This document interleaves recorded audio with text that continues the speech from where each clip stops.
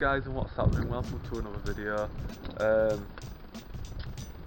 Today might be the day that the clutch goes in, so all I'm going to do is I'm just going to show you the main differences between these clutches to start with, and then we will be moving on to this. So what we're going to be looking at is, oh yeah, I got my clutch alignment tool that I've been waiting for. So I'm not right bothered about this because it's fucked anyway. Just ignore the big hole. If you haven't seen what's gone on, look at my previous video, that'll explain it all. We'll move that out of the way. So I'm just going to explain more about this clutch. So as you can see, the look very different. This is the racing clutch, this is the old just standard clutch. There's still plenty of meat on it, so this should definitely do the job. The difference between them is the grooves and the plating, also the pressure that can be put onto the plate. Obviously it's having extra springs, so this is more of a everyday coating, like clutch. It's more of an everyday clutch material. I'm not quite sure what it is, but it's just an everyday clutch material. I know that this is like copper, mixed copper material. It's a lot harder wearing. Do tend to be a bit more bitier to these clutches, but that's just down to these grooves. Now, you might be thinking that with it having grooves, it isn't gonna grip as well, obviously only having this small surface area compared to a big surface area. The main purpose of these grooves, it sticks more pressure onto these little areas, so in actual fact it reverses what you'd actually think it would do. It actually gives it more pressure.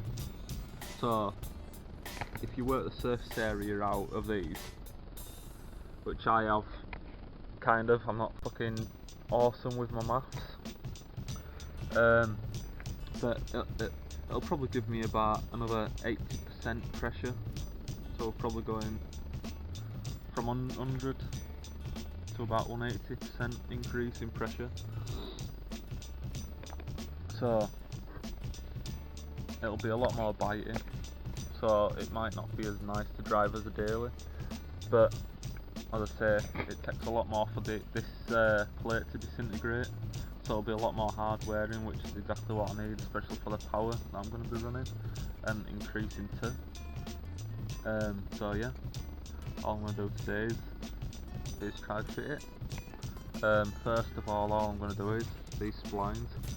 I'm just going to make this up to the gearbox and just make sure that it actually sits on the splines. If not, today's going to be over. If it does fit, then great. Don't know if you can see that, but she's sat on the teeth. So yeah, job's a good one. Fits nice. I know some people that have actually fixed clutches might be saying, you've got it on the wrong way. I know this is the transmission facing side, I'm just doing it. So I know they actually fits on the splines, guys. Calm down. Calm down. Also guys, just a top tip, if you are fitting a clutch, always look for markings. See, I already know what I'm looking for, but this is actually the face. This is the side that actually faces the gearbox or the transmission side. So it'd normally say TM, but it doesn't on this. But on the back it says flywheel side. So this is the side that mounts up. So this side basically goes up to the flywheel. So it'll go on that way, and obviously your fatter bit will be going to the transmission. So if you didn't already know that, top tip of the day. As I say, you learn something new every day. Right guys, so I've got the clutch alignment tool on. Some of the tools are slightly different. It's a universal one, is this. It's just took me a while to figure it out. A lot of them actually sit into the flywheel and then you stick the clutch on and then the pressure plate over the top. But this one, I've worked out what you do is you actually mount the universal through the pressure plate into the clutch and then you tighten it up and it opens the inner out, the inner shaft of the universal tool out into the clutch shaft. And all I've done is just around the edge. I've just equalled it out all the way, so it's nice and even all the way around. And then what I'm going to do is, you've got your locating pins on the flywheel, which you can just about see, which is there. I'm going to mount this pressure plate up to them, and then once I start tightening it down, it should hold the clutch plate to the pressure plate and in between the flywheel. So yeah, it's going good so far. And if you haven't noticed guys, it is snowing.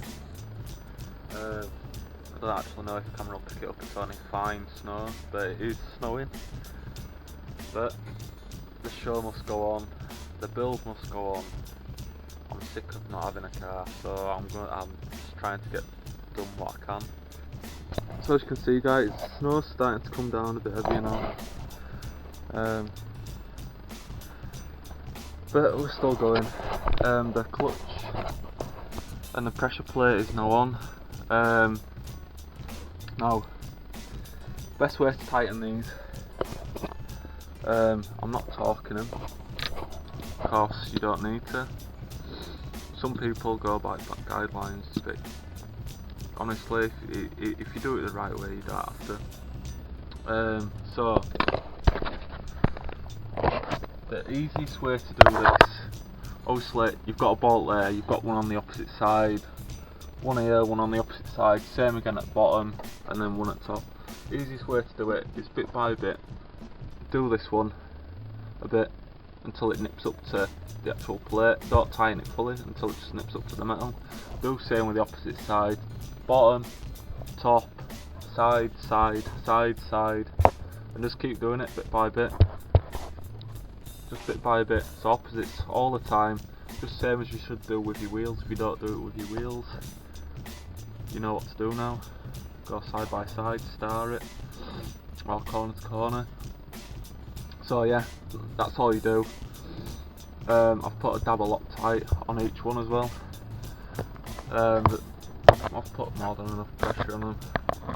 So if it fails, it's my fault. You know what's happened guys. But she's done, so I'm going to undo this. The clutch should be held now. So that's the alignment tool. That's the Loctite. So yeah, the clutch is in guys, it's in. I hope you enjoyed the video guys. We did get the clutch done. The gearbox is not mounted up yet. I was on my own, definitely not happening. Not lifting the gearbox and aligning that on my own. So I've got Steve that helps me do the gear linkage. He's coming up tomorrow. He's got to run some errands first and then he's going to come up and help me drop that gearbox in. And then the turbo will be going on. And then all the hubs and the drive shafts, and then we're done. But don't worry, there will be more videos. Some like painting. I have got some other parts coming for the car, but I'm not telling you what they are. We'll have to wait and see. So yeah, the weather was shit, but I carried on. It's got to be done sometimes. I really didn't enjoy it myself, but it's done. So yeah, I'm gonna go now guys, because my takeaway has just arrived. I'm in the middle of editing today's video. Thank you for the support guys. I mean, I'm getting messages off people saying I've been waking up on a Sunday morning and I've been watching you. I mean, that's honestly, to me, that's great. I mean, I've got, I think last time I looked, 28 subscribers. I think it's amazing. People will be like, 28 subscribers, yeah, but there's 28 people that actually want to subscribe to me or watch me. So yeah, cheers guys. Subscribe if you already aren't.